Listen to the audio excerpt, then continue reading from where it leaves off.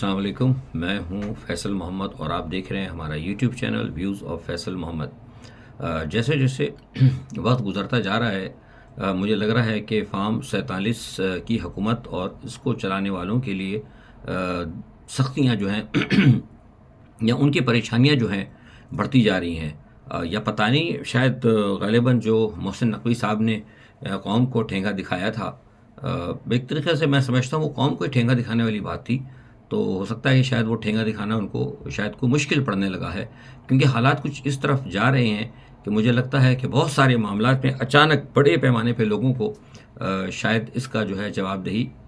ہو جائے گی، اور بڑے پیمانے پہ ہوگی اور بڑی سخت جواب دہی ہوگی، بڑے معاملات ان کے ہاتھ سے اب جو ہے نکلتے جا رہے ہیں۔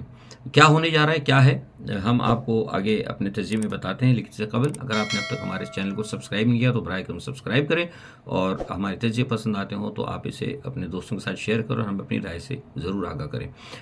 اس وقت صورتحال یہ ہے، آپ کو پتہ ہے کہ بڑی طاقتوں کے درمیان جو معاشی جنگ جاری ہے، اس نے دنیا کے اندر ایک نئی کیفیت پیدا کر دی ہے۔ جو اصل میں بڑے ایشو تھے اس وقت جو دنیا میں چل رہے تھے، جو کہ آپ کے علم میں بھی ہوگا،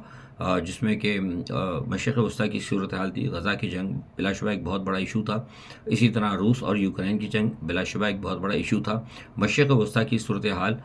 جو کہ اس وقت ایران کے حوالے سے اور اسرائیل کے حوالے سے یہ خطرہ ابھی بھی منڈلا رہا ہے کہ کسی وقت بھی ایران اور اسرائیل کے درمیان کوئی بہت بڑی جنگ چھڑ سکتی ہے، یہ خطرہ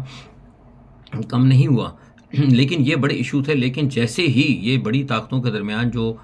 ٹرمپ نے جو ٹیرف لگانا شروع کیا ہے، جو کینیڈا کے حوالے سے جو انہوں نے اعلان کیا، چائنا کے حوالے سے جو اعلان کیا، رشیا کے حوالے سے جو اعلان کیا، یورپ کے حوالے سے جو اعلان کیا، اس سے دنیا کی تمام بڑے ممالک اور تمام بڑی قوتیں جو ہیں وہ ایک نئے بحران کا شکار ہو گئی ہیں، اور کئی جگہ جو ہے بڑے معاملات جو ہیں خراب ہونے لگے ہیں، اور وہ لوگ پریشان ہو گئے ہیں، کیونکہ جس طرح ٹیرف لگایا جا رہا ہے اس ٹیرف کی وجہ سے تمام تجارتی منڈیوں کے اندر نا بہت بڑے پیمانے پہ اٹھا پٹک شروع ہو جائے گی، اور کئی ملکوں کی جو ہے نا معیشت متاثر ہوگی۔ تو کیا ایسا تو نہیں کہ ٹرمپ مشرق وسطیٰ کے اندر جو گریٹر اسرائیل والا ان کا معاملہ تھا، ابراہم ایکارڈ کے حوالے سے جو آگے عمل درآمد کرنا چاہتے ہیں، اس حوالے سے وہ یہ چاہتے ہوں کہ دنیا کے تمام بڑے ممالک کو دوسری طرف الجھا کر اپنا وہ ایک یہ پلان کرنا چاہتے ہوں، کیونکہ بلا شبہ ہم آپ سے کہہ چکے ہیں کہ ٹرمپ جو ہیں گریٹر اسرائیل کے حامی ضرور ہیں، لیکن وہ جنگ و جدل نہیں چاہتے، کوئی بڑی وار نہیں چاہتے، لیکن یہ ضرور ہے کہ جس طریقے سے نیتن یاہو کا جو ایک مجھے معاملہ نظر آ رہا ہے، مجھے لگتا ہے کہ شاید ہو سکتا ہے کہیں نہ کہیں جنگ ضرور ہوگی، اور جو غزہ کی جنگ بندی ہوئی، جیسے میں نے پہلے کہا تھا، مجھے لگتا ہے کہ شاید یہ نہیں ہوگی، مطلب کامیاب نہیں ہوگی، اس میں دوبارہ کہیں ہو سکتا ہے کہ سیز فائر جو ہے ختم ہو جائے۔ لیکن اصل جو میں بات آپ کو بتانا چاہ رہا ہوں وہ یہ ہے کہ ایک مشرق وسطیٰ کے تمام اہم معاملات کو مسلمانوں سے اور دوسرے ملکوں سے جو کہ اس معاملے کو مکمل طور پر پرامن طریقے سے حل کرنا چاہتے ہیں، یا ایک آزادانہ طور پر بات کرنا چاہتے ہیں، اس سے توجہ ہٹانے کے لیے ٹرمپ کی شاید یہ پالیسی بڑی کامیاب رہی ہے، کیونکہ مجھے لگ رہا ہے کہ یہ جو ابراہم ایکارڈ کے حوالے سے جو معاملہ ہوگا، ظاہر سی بات ہے جب تمام ممالک دوسرے معاملات کی طرف پڑ جائیں گے تو پس پردہ جو ہے ٹرمپ جو ہے ان معاملات کو آگے لے کے چلیں گے، جیسا کہ مجھے نظر آ رہا ہے۔ وہ میں اس لیے کہہ رہا ہوں کہ قطر کے جو وزیر اعظم ہیں، انہوں نے جو ہے اندیا دے دیا ہے کہ وہ بھی اسرائیل کا دورہ کریں گے، اور انہوں نے اسرائیلی میڈیا کو سب سے پہلے ہی ان کا بہت بڑا انٹرویو، اور انہوں نے کہا کہ ضرورت پڑی تو ہم اسرائیل کا دورہ کر سکتے ہیں، یہ ایک بہت بڑی لچک ہے۔ تو مجھے لگتا ہے گو کہ بات انہوں نے امن کے نام پہ کی ہے، لیکن امن کیسے ہوگا، کیا ہوگا، یہ مجھ سے بہتر آپ لوگ خود جانتے ہیں کہ کیا وہاں کی صورتحال ہے۔ تو مجھے یہ لگ رہا ہے کہ شاید ہو سکتا ہے کہ یہ معاملہ جو ہے نا کہیں کچھ ایک اور نئی صورتحال کی طرف جائے گا، اور مسلمان ملکوں کی جو کمزوریاں ہیں اس کی وجہ سے مجھے لگتا ہے کہ ٹرمپ اپنے آگے معاملات کے اندر بڑی تیزی سے کامیابی حاصل کریں گے، کیونکہ ابھی تک ٹرمپ نے جتنے بھی اعلانات کیے ہیں اس سے دنیا میں ہلچل تو بڑی مچ گئی ہے، لیکن مجھے ایسا نظر نہیں آ رہا کہ شاید کوئی دنیا کی طرف سے کوئی بڑے پیمانے پہ ان کے حوالے سے کوئی بڑی مخالفت ہو سکتی ہے۔ پاناما کے حوالے سے بھی انہوں نے کہہ دیا ہے، اور جبکہ پاناما کے وزیر اعظم نے کہا ہے کہ نہیں، ہم پاناما کینال کو اپنے پاس ہی رکھیں گے، لیکن جہاں تک میں آپ کو بتا دوں، آپ کو میں خبر دے رہا ہوں کہ ہو سکتا ہے پس پردہ پاناما کے ساتھ بھی کوئی نہ کوئی جو ہے ڈیل ٹرمپ کی ہو سکتی ہے، اور ہو سکتا ہے کہ کوئی ڈیل یہ ہو جائے کہ پاناما جو کہیں نہ کہیں چائنا کو کوئی اگر بینیفٹ دے رہا ہے، اگر اس پر وہ مینیج کرنے کو تیار ہو جاتے ہیں تو مجھے لگتا ہے کہ شاید پھر ٹرمپ جو ہے ان کے ساتھ یہ ڈیل بھی کر لیں گے۔ دوسری جانب یہ کہا جا رہا ہے کہ طالبان کے حوالے سے بھی بڑی خبریں جو ہیں ٹھیک نہیں آ رہی۔ طالبان کے حوالے سے آ رہا ہے کہ جناب ان کے اندر پھوٹ پڑتی جا رہی ہے، اور جو عباس استنکزئی ہیں ان کے حوالے سے پتہ لگ رہا ہے کہ انہوں نے ملا ہیبت اللہ سے بغاوت کر دی ہے۔ ملا ہیبت اللہ کے بارے میں آپ کو بتا چکے ہیں، وہ تھوڑا سے کنزرویٹو ٹائپ کے وہ رہنما ہیں، لیکن ان کے ساتھ جو ایک مسئلہ یہ ہے کہ انہوں نے قندھاری کے اندر اپنے آپ کو محدود کر لیا ہے، جس کی وجہ سے عموماً کابل انتظامیہ کے ساتھ ان کی جو ہے ایک تھوڑی سی ٹسل رہتی ہے۔ لیکن میں نے جب اس حوالے سے معلومات کرنے کی کوشش کی افغانستان سے، تو مجھے جو جواب ملا وہ یہ ہے، کچھ افغان رہنما کہتے ہیں کہ اختلافات ہوئے ہیں ضرور، لیکن ایسا نہیں کہ اسے یہ کہا جائے کہ افغان طالبان کے درمیان کوئی بہت بڑی خون ریزی ہو سکتی ہے یا بہت بڑا اختلافات یا کوئی خانہ جنگی سی صورتحال ہو سکتی ہے، کیونکہ آپ کو یاد ہے کہ افغانستان کی جو صورتحال خراب ہوئی تھی اس کی اصل وجہ یہ تھی کہ وہاں پہ خانہ جنگی ہوئی تھی اور دوبارہ امریکہ وہاں پر آ گیا تھا۔ تو کچھ لوگ یہ کہہ رہے ہیں، کچھ خبر جو ہیں رساں ادارے ہیں وہ یہ کہتے ہیں، اور کچھ لوگوں کا بھی کہنا ہے کہ شاید ہو سکتا ہے یہ صورتحال پھر دوبارہ اس لیے کریٹ کی جا رہی ہو وہاں پہ کوئی بڑے پیمانے پہ لڑائی کروا کے یا بڑے پیمانے پہ خون ریزی کرا کے، تاکہ ایک دفعہ دوبارہ امریکہ کو انٹروین کرنے کا موقع ملے۔ کیا ٹرمپ افغانستان میں انٹروین کریں گے؟ مجھے لگتا نہیں ہے۔ ہاں، یہ ہو سکتا ہے کہ ٹرمپ کسی اور کو قربانی کا بکرا بنا دے، میری مراد پاکستان کی طرف سے اگر ایسا ہو گیا تو میں سمجھتا ہوں کہ ایک اور انتہائی خطرناک صورتحال ہوگی۔ یہ بات میں اس لیے بھی کہہ رہا ہوں کہ آپ کو پتہ ہے زلمے خلیل ذات کے نام سے آپ واقف ہوں گے، وہ ایک میڈیٹر بھی ہیں اور اس کے علاوہ امریکہ کے سابقہ سفارتکار بھی رہے ہیں، اور بہت سارے ان کے پورٹ فولیوز ہیں۔ انہوں نے ایک ٹویٹ کیا ہے، اور انہوں نے ٹویٹ کرتے ہوئے کہا ہے کہ استنبول کے اندر جو ایک افغان طالبان کی جو ایک میٹنگ ہوئی تھی، وہ طالبان ہے جو کہ موجودہ طالبان کے خلاف ہیں، اور ان کے جو ایک میٹنگ ہوئی تھی اس میٹنگ کو جو ہے ہوسٹ کروانے کے اندر یا اس کو فیسیلیٹیٹ کرنے کے اندر آئی ایس آئی کا بہت بڑا کردار ہے، اور انہوں نے الزام لگایا پاکستان کی آئی ایس آئی پہ کہ پاکستان کی آئی ایس آئی ایک دفعہ پھر دوبارہ جو ہے افغان گروپوں کے درمیان اور افغان طالبان کے درمیان ایک بہت بڑی جنگ شروع کروانے کی پوزیشن میں ہے، اور وہ کوشش کر رہی ہے، آئی ایس آئی اور پاکستان کوشش کر رہا ہے کہ افغان طالبان کے درمیان بہت بڑی جنگ ہو جائے، تاکہ وہ دوبارہ جو ہے وہ اس طرح ٹی ٹی پی پہ قابو پائے، یا پھر ہو سکتا ہے کہ پاکستان کے کوئی اور مقاصد ہوں گے۔ بہرحال یہ ایک ان کی طرف سے الزام ہے، ابھی تک اس حوالے سے کوئی بات نہیں آئی، اور نہ میرے پاس ابھی تک اس حوالے سے کوئی ایسی خبر آئی ہے کہ جو استنبول کے اندر جو اجلاس ہوا تھا اسے آئی ایس آئی نے ہوسٹ کیا تھا۔ میرے پاس ابھی فی الحال اس حوالے سے کوئی بھی خبر کنفرم نہیں ہے۔ بہرحال ایک بات جو یہ ہے پاکستان کے حوالے سے جو میں بات جب کر رہا ہوں، تو جیسے میں نے پہلے بھی کہا تھا کہ پاکستان کے حوالے سے معاملات کچھ اچھے نہیں چل رہے، چاروں طرف سے جو ہے پاکستان کے لیے جو پاکستان کی موجودہ جو حکومت ہے، جو ڈھانچہ ہے، اس کے لیے جو ہے نا خطرناک خبریں ہی آ رہی ہیں، اور جیسے جیسے وقت گزر رہا ہے مجھے لگ رہا ہے کہ عمران خان کے موقف کو ہر جگہ تسلیم کیا جا رہا ہے۔ وہ میں اس لیے کہہ رہا ہوں کہ افغانستان کے علاوہ جو عمران خان کا جو افغانستان کے حوالے سے جو سوچ تھی، اس سوچ کو کہیں نہ کہیں اب ایکسیپٹ کیا جا رہا ہے۔ لوگ تو کہہ رہے ہیں کہ جس طریقے سے عمران خان افغانستان کے معاملات کو حل کرنا چاہتے وہ کس طرح بہتر تھے، اور اسی دوران ایک ہوا یہ ہے کہ ایک صحافی ڈیرن بیٹی، آپ نے نام سنا ہوگا، جنہوں نے عمران خان کے موقف کے اوپر ایک بہت بڑا انٹرویو دیا تھا۔ ویلاگ میرا چھوٹا تھا، پھر کبھی اس پر بات کروں گا، آپ کو پرانا دیکھ لیجیے گا۔ ڈیرن بیٹی کی جو انٹرویوز ہیں، صحافی جو ہیں وہ عمران خان کے بڑے قریب ہیں، اور انہوں نے وہ تمام حقائق جو میں سمجھتا ہوں جو انہوں نے انٹرویو عمران خان سے کیا تھا، بڑے حقائق کے اوپر مبنی وہ انٹرویو تھا۔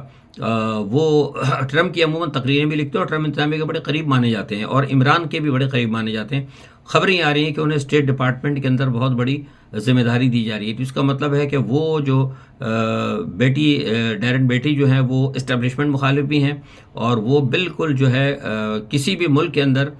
جمہوریت اور کھلی جمہوریت اور سخت اور صاف و شفاف جمہوریت کے وہ حامی ہیں، اور جس طریقے سے ہائبرڈ ڈیموکریسی ہوتی ہے یا یہ فوجیوں کا کردار پس پردہ کردار ہوتا ہے، وہ ان سب چیزوں کو ناپسند کرتے ہیں۔ تو اسٹیٹ ڈپارٹمنٹ میں ان کا آنا جو ہے، میں سمجھتا ہوں کہ عمران خان کے ایک موقف کی بہت بڑی حمایت ہوگی۔ عمران خان کا موقف میں اس لیے کہہ رہا ہوں کہ عمران خان نے آرمی چیف کو جو خط لکھا ہے، بیسیکلی وہ اسی طرف اشارہ کرتا ہے۔ عمران خان نے جو آرمی چیف کو خط لکھا ہے، میں سمجھتا ہوں وہ بالکل درست ہے۔ انہوں نے جو بات کہی ہے کہ دنیا کی کوئی بھی فوج ہو، کہیں بھی ہو، پاکستان کی ہو، بھارت کی ہو، چھوٹے سے چھوٹا ملک ہو، بڑے سے بڑا ملک ہو، اس کی فوج اسی وقت کامیاب ہوتی ہے جب اس کی عوام اس کے ساتھ ہوتی ہے۔ اگر اس کی عوام اس کے ساتھ نہیں ہوتی تو وہ فوج چاہے کتنی بڑی ہو، وہ کبھی دشمن کا مقابلہ نہیں کر سکتی۔ تو یہ بات جو عمران خان نے کہی بالکل درست کہی، لیکن میری ایک بات سمجھ سے باہر ہے کہ بیرسٹر گوہر نے کہا ہے کہ بانی پی ٹی آئی کا جو یہ خط ہے ان کی اپنی پارٹی کی پالیسی نہیں ہے۔ میری بات سمجھ میں نہیں آتی، بہرحال میں سمجھ نہیں پایا ہوں، پی ٹی آئی کے لوگ دیکھ سکتے، زیادہ بہتر سمجھ سکتے ہیں یا وہ بتا سکتے ہیں کہ کیا یہ بات درست ہے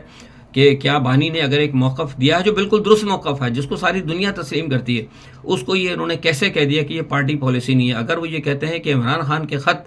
یا عمران خان کی طرف سے دیا جانے والا کوئی موقف اگر وہ پارٹی پالیسی نہیں ہے، تو اس کا مطلب یہ ہے کہ انہوں نے عمران خان کی ایک سوچ سے یا ان کی اپروچ سے انہوں نے بغاوت کر دی ہے۔ کیا یہ بات میری درست ہے یا کیا میں صحیح سمجھ رہا ہوں؟ اور جیسے کہ میں نے خدشہ ظاہر کیا تھا کہ پاکستان کے اندر جو جیل سے باہر جو قیادتیں ہیں وہ کہیں نہ کہیں کمپرومائز ہیں، یہ اس کی بہت بڑی نشانی ہے۔ اپنے کمنٹس کے اندر اس بات کا مجھے ضرور آپ جواب ضرور دیجیے گا۔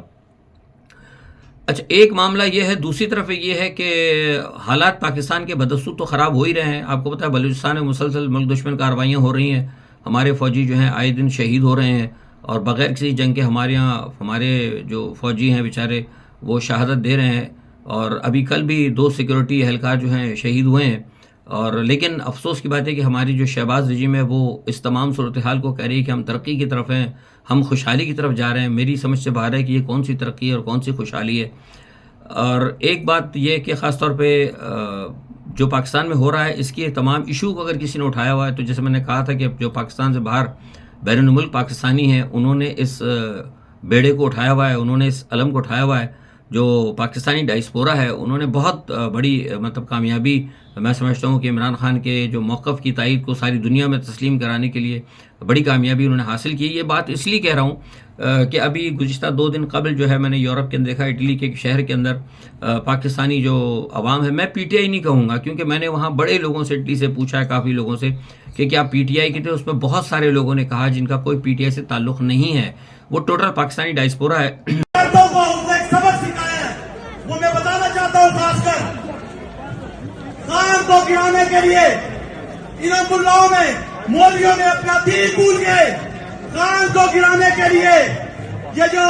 پٹواری ہے، یہ ووٹ کو حق دینا بھول گئے، بڑی آواز لگاتے تھے۔ یہ جو پیپلز پارٹی ہے یہ بھول گئی کہ پیپلز پارٹی بھول گئی کہ بے نظیر کی بھٹو کے کیا اختیارات تھے، کیا وہ چاہتی تھی جمہوریت کے حوالے سے، یہ سب بھول گئے۔ اور تو اور جو ہمارے لفافہ صحافی ہیں وہ بھی بھول گئے کہ صحافت کیا ہوتی ہے۔ ہمارے جو خاص کر کچھ ججز ہیں وہ انصاف کرنا بھول گئے، اور تو اور ہمارے جو ادارے ہیں جن کو ہم سپریم ادارے کہتے ہیں وہ اپنا فرض بھول گئے۔ ایک مرد مومن نے ان سارے نظام کو چوک میں ننگا لا کے کھڑا کر دیا ہے جنہوں نے بلا شبہ وہاں پہ بڑی تعداد کے اندر شرکت کی، اور اٹلی کے اندر اتنے بڑے پاکستانیوں کا اتنے بڑے پیمانے پر حکومت کے خلاف احتجاج کرنا، میں سمجھتا ہوں یہ پوری پاکستان کی موجودہ سیٹ اپ اور پاکستان کا جو ڈھانچہ ہے اسٹیبلشمنٹ کا یا سیاسی یا سول جو کچھ بھی آپ کہہ لیں، اس کے خلاف ایک بہت بڑی عالمی چارج شیٹ کے مترادف ہے۔ اور اس کے علاوہ یہ ہے کہ 8 فروری کو آپ کو پتہ ہے کہ عمران خان ایک بلیک ڈے منانے جا رہے ہیں، اس حوالے سے بھی مجھے بتایا گیا ہے کہ پورے یورپ کے اندر جو ہے اس حوالے سے بڑے پیمانے پر پاکستان کی حکومت کے خلاف اور پاکستان کی جو موجودہ جو ظالمانہ ایک غیر آئینی غیر قانونی جو ڈھانچہ لایا گیا ہے ایک سول مارشل لا کی شکل کے اندر، اس کے حوالے سے پورے یورپ کے اندر، پورے امریکہ میں اور افریقہ میں، ایون آسٹریلیا کے اندر بھی بڑے پیمانے کے اوپر جو ہے احتجاج ہوں گے۔ اور یہاں یورپ کے اندر جو یورپین یونین کا جو کیپٹل ہے برسلز، اس کے اندر بھی بتایا جا رہا ہے کہ بہت بڑی تعداد کے اندر جو ہے پاکستانی ڈائسپورا اور پاکستان کے کافی لوگ جو ہیں، اور سننا ہے کہ شاید دوسرے کوئی ایشیائی ممالک کے لوگ بھی شاید ہو سکتا ہے اس کے اندر شرکت کریں گے، وہ بھی 8 تاریخ کو ہو رہا ہے۔ تو یہ تمام چیزیں صورتحال بتاتی ہیں کہ موجودہ جو ڈھانچہ ہے جو کہ فارم 47 کے اوپر آیا تھا، جو ایک غیر آئینی غیر قانونی جو ایک ہے جو ڈھانچہ، اسے پاکستان کی عوام بالکل ایکسیپٹ نہیں کر رہی، چاہے وہ پاکستان کے اندر ہو۔ اب پاکستان کے اندر ہو بیٹھ کے تو انہوں نے دبا لیا ہے وہ پیکا اور پتہ نہیں کون کون سی چیزیں بنا کے ظالمانہ اقدام، لیکن بیرون ملک جو ہے کوئی پاکستانی اس کو تسلیم کرنے کے لیے تیار نہیں ہے۔ ایک طرف تو یہ سلسلہ حکومت کا جاری ہے، دوسری طرف یہ کہ حکومت اس تمام منظر کے اندر اپنی سازشیں کرنے کے لیے بالکل ابھی بھی تیار ہے، ان کی پوری کوشش ہے کہ پارٹی کو توڑ دیا جائے، پارٹی کے اندر خلا پیدا کر دیا ہے۔ مثال کے طور پر جیسے میں نے بیرسٹر گوہر کا کہا کہ انہوں نے جو عمران خان کے موقف کو پارٹی کا موقف ماننے سے انکار کیا ہے، یہ خبریں چل رہی ہیں۔ آج کے لیے اتنا ہی، اپنا بہت خیال رکھیے گا، اللہ حافظ۔